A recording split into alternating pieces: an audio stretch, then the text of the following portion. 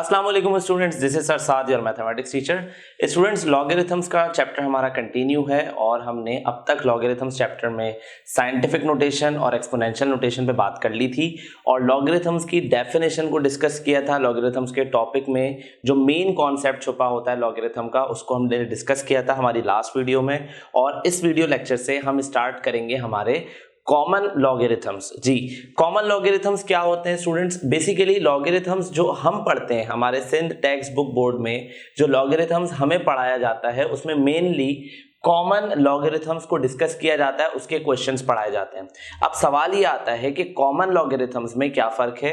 क्या सारे के सारे लॉगरिथम्स को कॉमन लॉगरिथम्स कहा जाता है? तो ऐसा नहीं है। तो चलिए बात करते हैं कि कॉमन लॉगरिथम्स को किस तरह से रिप्रेजेंट करते हैं और उसकी डेफिनेशन क्या है। स्टूडेंट्स, लॉगरिथम्स का अगर मैं आपको इंट्रोडक्शन में मैंने आपको ये बताया था कि log ay is equals to x, किसी भी लोगैरिथमिक फॉर्म को हम इस तरह से रिप्रेजेंट करते हैं।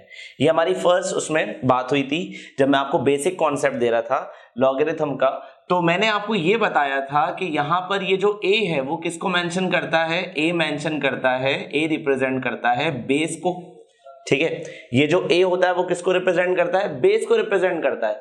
ये जो y होता है स्टूडेंट्स वो किसे रिप्रेजेंट करता है? ये y रिप्रेजेंट करता है आंसर को। ठीक है, बेस और आंसर। और लास्ट में ये जो x होता है ये किसे रिप्रेजेंट करता है स्टूडेंट्स? ये रिप्रेजेंट करता है एक्सपोनेंट को। एक्सपोनेंट को, या फिर हम ये कह सकते हैं कि ये x रिप्रेजेंट करता है पावर को। ठीक हो गया। तो लॉगरिथम के बेसिक इंट्रोडक्शन में हमने इस बात को डिस्कस किया था कि लॉगरिथम में तीन एलिमेंट्स हैं, a, y और x। अब कॉमन लॉगरिथम क्या होगा? और से सुनिएगा स्टूडेंट, सारी बात जो है वो इस एलिमेंट में, बेस वाले एलिमेंट में। तो कॉमन लॉगरिथम की डेफिनेशन क्या है? Logarithms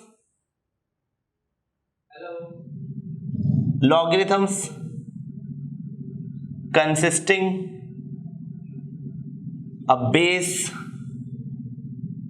of 10, logarithms consisting a base of 10 is known as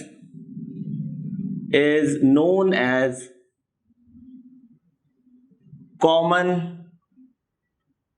logarithms। ठीक है, common logarithms या फिर इसको हम लोग ब्रिग्स लॉगरिथम भी कहते हैं। मैथमेटिशियन का नाम है ये ब्रिग्स लॉगरिथम। ठीक है, और एक नाम और है स्टूडेंट्स।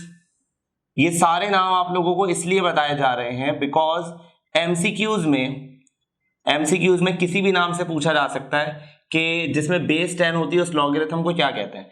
अब कुछ स्टूडेंट्स ने सिर्फ कॉमन लॉगरिथम की डेफिनेशन पढ़ी हुई है, उन्हें ये लगता है कि भाई जब बेस 10 होगी तो उस लॉगरिथम का नाम है कॉमन लॉगरिथम। बिल्कुल ऐसा ही है, मगर स्टूडेंट्स हर डेफिनेशन के, हर टर्मिनोलॉजी के तीन ऑल्टरनेट नेम्स भी होते हैं। जैसे हमारे पास ये कॉमन लॉगरिथम है तो इसके दो ऑल्टरनेट नाम और हैं।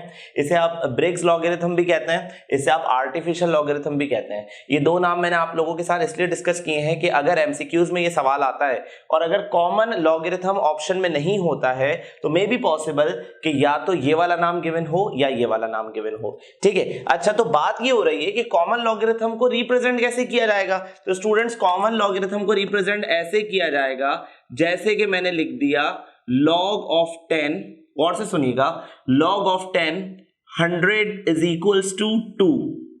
और मैंने आपसे ये सवाल किया कि भाई ये जो लॉगरिथम है इसका नाम बताइए। आपने ना इसे कंसिडर करना है 100 को, ना इसे कंसिडर करना है 2 को, आपने डायरेक्ट फोकस करना है बेस पे। तो स्टूडेंट्स, यहां पर जो बेस मुझे नजर आ रही है वो 10 नजर आ रही है। और कॉमन लॉगरिथम की डेफिनेशन भी क्या कहती थी कि किस लॉगरिथम को कॉमन लॉगरिथम बोलेंगे? जिसके पास बेस कितनी होगी? 10 की बेस होगी। जब भी बेस 10 की बात होगी तो आप उसे लॉगरिथम नहीं बोलेंगे, आप उसे बोलेंगे कॉमन लॉगरिथम। तो यहां पर मैंने 10 बेस देख लिया, मैंने देख लिया कि यहां पर बेस जो है वो 10 है, तो मैंने ये कहा कि भाई यहां कॉमन लॉगरिथम की बात हो रही है। अब कुछ बातें बता रहा हूं आपको बहुत इंपॉर्टेंट, इससे रिलेटेड, उसे नोट करें से कि कॉमन लॉगरिथम में और क्या क्या चीजें हैं। जब भी आपको बेस गिवन नहीं होगी, when base is not given, जब भी आपको किसी लॉगरिथम में बेस गिवन नहीं होगी, मिसाल के तौर पे ऐसे लिखा हो, फॉर एग्जांपल गौर से देखिएगा, इस तरह लिखा हो कि log of 1000 is equals to 3, आप यहां देख रहे हैं कि यहां तो बेस ही नहीं है। When base is not given तो आप उसे क्या कंसिडर करेंगे, consider common logarithm, common logarithm. जब भी आपके पास बेस गिवन नहीं हो तो आप उसे क्या कंसिडर करेंगे, कॉमन लॉगरिथम कंसिडर करेंगे। इसका ये मतलब हुआ स्टूडेंट्स 10 के होने या ना होने से फर्क नहीं पड़ता। 10 लिखा हुआ होगा बहुत अच्छी बात है, 10 नहीं लिखा हुआ होगा तब भी आपको यही कंसिडर करना है कि यहाँ पे 10 है। वजह बता देता हूं मैं। अगर आपके जहन में ये बात चल रही है सर कि फिर हम 10 को ही इतनी अहमियत क्यों दे रहे हैं, तो स्टूडेंट्स मैंने आपको कहा है हमारे कोर्स में जो हम मेनली फोकस कर रहे हैं, मेजर फोकस जो कर रहे हैं वो कॉमन लॉगरिथम्स पे कर रहे हैं। लॉगरिथम्स तो दुनिया में बहुत सारे हैं भाई, यहाँ पे बेस 2 भी हो सकती है, 3 हो सकती है, 4 हो सकती है, 5 हो सकती है, मगर हमारे कोर्स में जो आपको पढ़ाया जा रहा है वो बेस ऑफ 10 पढ़ाया जा रहा है। जो आपको लॉगरिथम टेबल नजर आएगा आगे चल के, अगर आप बुक में देखें एंटी लॉगरिथम का जो टेबल आपको नजर आएगा पूरा आपकी बुक में पेज 34 या 35 पर, तो वो जो पूरा जो लॉग टेबल है जो डिजाइन किया गया है वो किस बेस के लिए डिजाइन किया गया है, बेस ऑफ 10 के लिए डिजाइन किया गया है। आई होप कि आपको समझ में आ गया है कि कॉमन लॉगरिथम किसे कहते हैं। जब भी हम बेस 10 कंसिडर करेंगे, जब भी हम बेस 10 की बात करेंगे तो वहां पर जो लॉग इस्तेमाल होगा वो कॉमन लॉग होगा। ठीक हो गया। अच्छा जी, अब लॉगरिथम्स में यहाँ पे टेबल यूज करने के लिए या किसी भी चीज का लॉग निकालने के लिए एक बड़ी इंपॉर्टेंट चीज को समझना है और वो इंपॉर्टेंट चीज है कैरेक्टरिस्टिक।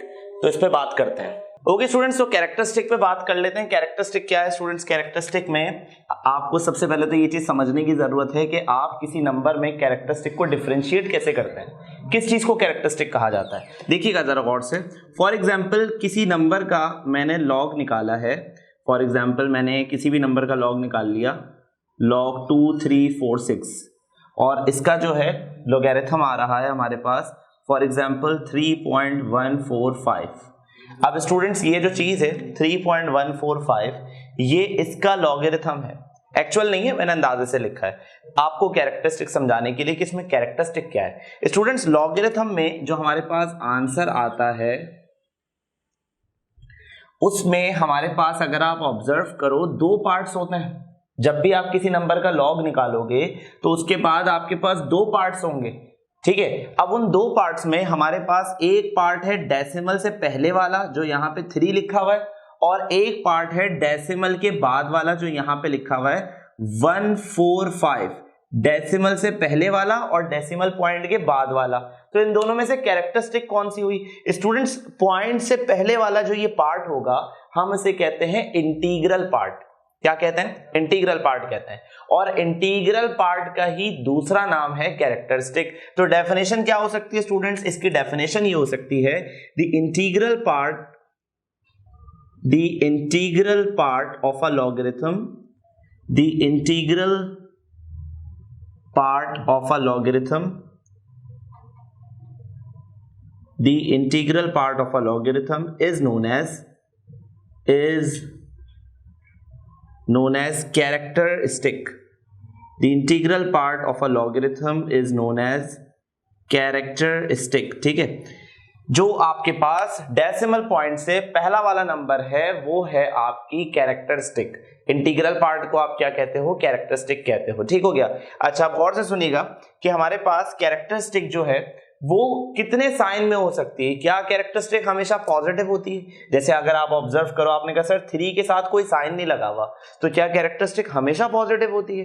क्या वो कभी नेगेटिव नहीं हो सकती? तो गौर से सुने, बड़ा इंपॉर्टेंट पॉइंट है, नोट करके लिख लीजिएगा, इसको नोट करें कि हमारे पास जो कैरेक्टरिस्टिक होती है वो पॉजिटिव भी हो सकती है और नेगेटिव भी हो सकती है। It may be positive, it may be positive or negative. It may be positive or negative. तो स्टूडेंट्स कैरेक्टरिस्टिक पॉजिटिव भी होगी, कैरेक्टरिस्टिक नेगेटिव भी होगी। अब सवाल ये आता है कि कैरेक्टरिस्टिक कब पॉजिटिव होगी, कब नेगेटिव होगी, ये कैलकुलेट कैसे की जाती है, क्या ये हमें क्वेश्चन में गिवन होती है, तो ये सारे डिस्कशन करेंगे। मगर एक चीज अभी रह गई है, डेसिमल पॉइंट से पहले वाले हिस्से को तो कैरेक्टरिस्टिक कहते हैं, ये तो बात समझ में आ गई। डेसिमल पॉइंट की जो बाद वाला हिस्सा है 1, 4, 5 जहां लिखा हुआ है, ये वाला जो हिस्सा है इसे क्या कहते हैं स्टूडेंट्स? तो गौर से सुनिएगा, इसका नाम क्या है स्टूडेंट्स, इसे क्या कहते हैं? पहली चीज तो ये है कि इस पार्ट को कहा जाता है डेसिमल फ्रैक्शन। क्या कहा जाता है भाई? डेसिमल फ्रैक्शन कहा जाता है। मगर ये तो हमें पता था भाई, डेसिमल पॉइंट के बाद वाले हिस्से को डेसिमल फ्रैक्शन कहते हैं, ये तो बड़ी कॉमन बात है, इसमें कुछ नया तो नहीं है। लॉगरिथम चैप्टर में इस पार्ट का एक स्पेशल नेम है। तो डेसिमल फ्रैक्शन जो भी होगा, डेसिमल पॉइंट के बाद जो भी चीज लिखी होगी, हम उसे क्या कहेंगे?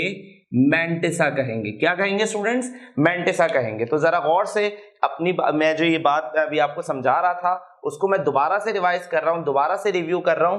किसी भी नंबर का जब आप लॉगरिथम निकालते हो तो आंसर कुछ इस शेप में आता है कि 1 या 2 नंबर डेसिमल पॉइंट से पहले लिखे होते हैं, कुछ नंबर डेसिमल पॉइंट के बाद लिखे होते हैं। जो डेसिमल पॉइंट से पहले लिखे होते हैं उन्हें कहा जाता है कैरेक्टरिस्टिक, जो डेसिमल पॉइंट के बाद लिखे होते हैं उन्हें कहा जाता है मैंटिसा।